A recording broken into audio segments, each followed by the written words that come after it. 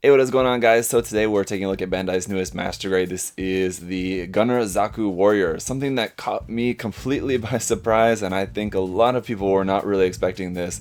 It's kind of out of nowhere, but I'm really happy that Bandai did make it. I'm really a big fan of the Zaku Warrior designs from Gundam Seed in their various different forms. You can see the Blaze Zaku Phantom up there in the background as well. I'm sure it's only a matter of time until that one comes out. Probably going to be Bandai, but anyway, I'm looking forward to that one as well, and any other, if they make like the Slash Zaku Phantom, I think is the other one as well, the blue one. But there's a lot, or they make just the standard Zaku Warrior. I'm looking forward to them because I really like the designs.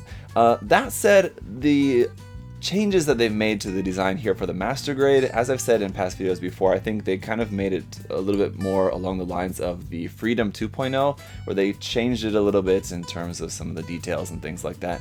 I'm not really too into all the changes that they made for this particular kit, but I'm holding off my judgment until I've actually built it, and then we'll see.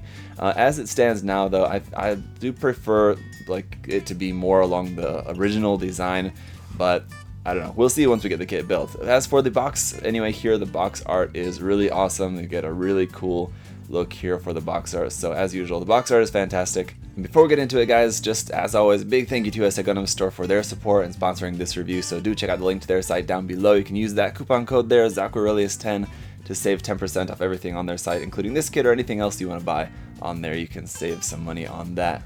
So alright, let's have a look here on the side of the box, just the same thing there. This is the Lunamaria Hawk Custom. I'm honestly also a little bit surprised that they made Lunamaria Hawk's Gunner Zaku Warrior first, rather than just making just the standard Zaku Warrior as like the first release, and then making some of the variants later on. That would have been like how I would have expected it, but I guess they wanted to maybe start off with an Ace custom suit, and I would suppose Lunamaria Hawk, I don't know offhand, but I would assume she's probably one of the more popular characters from Seed in Japan, probably. Alright, so here on the bottom of the box you can see just a standing front and back view what the kit is going to look like when it's all painted up.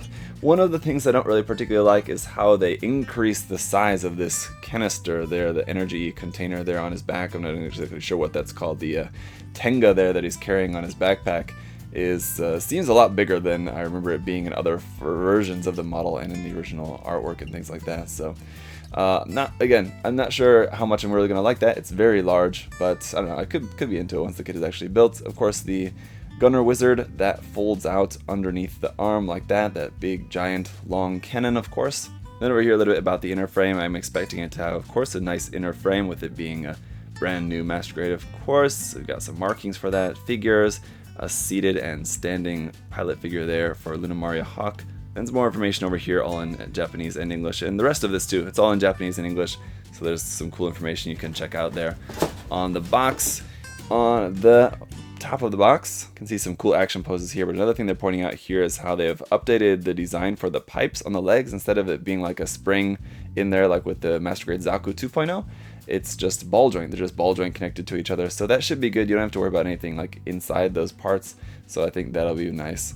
As far as the included weapons, there it looks like it comes with the shield, the beam assault rifle, the beam tomahawk, and then some high explosive grenades there stored on the side skirts. And again, just a couple action poses there. You can see a flying pose of the backside thrusters on the leg. The leg parts will open up a little bit there, it looks like.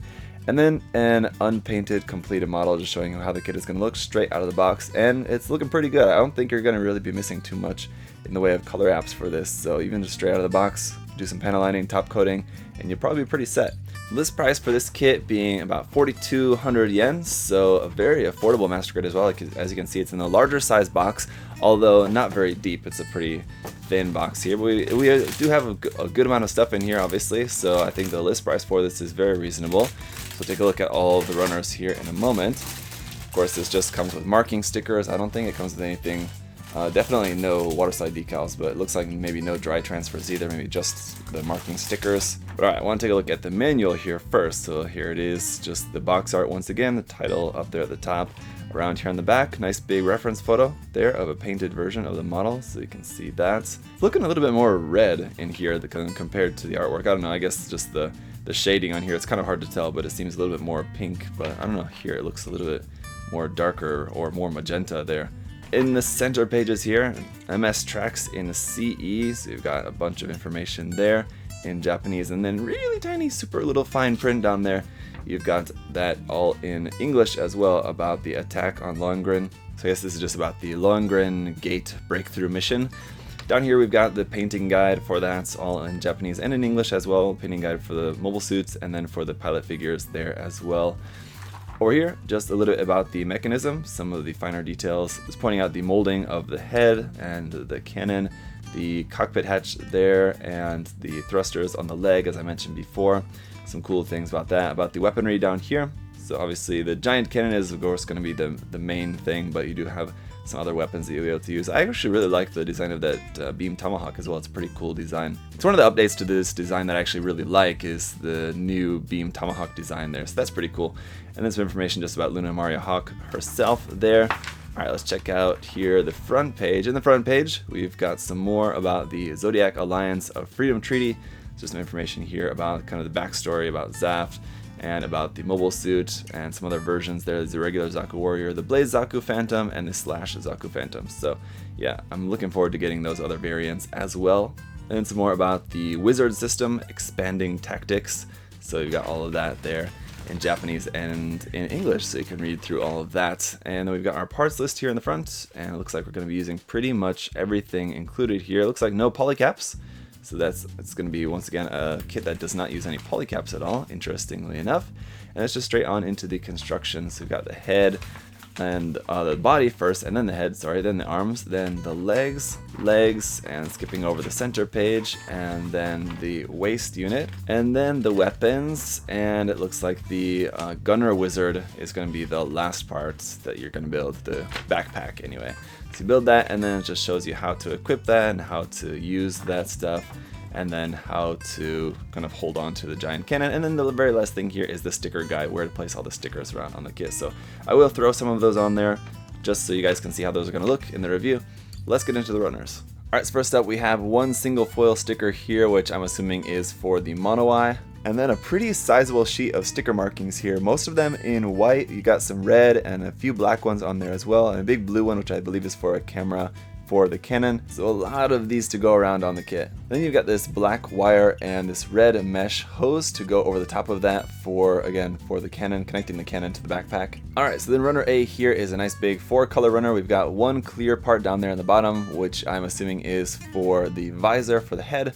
Some of that light lavender color up there at the top, and a couple of the dark red parts there along the bottom, and then the main red color there throughout the center. And then, as you might expect, these runners are just marked Master Grade 100 scale Zaku Warrior. They're not marked specifically Gunner Zaku Warrior. I assume maybe the later runners that are specifically for the Gunner are maybe going to be marked as so, but the main ones are just going to be marked as just Zaku Warrior. And then runner B here is some parts for some joints and inner frame parts, as well as some parts for the weapons, and it's all in black, so it's going to have a black inner frame for this kit, which is pretty interesting. Here's runner C, and it looks like it's some more inner frame parts as well as some of the hand parts, and it looks like we're going to have the swappable fingers for this is going to be the type of hands we've got, so no articulated hands, just swappable fingers. The runner D is more black inner frame parts, plenty of them, and we got 2 of this D runner.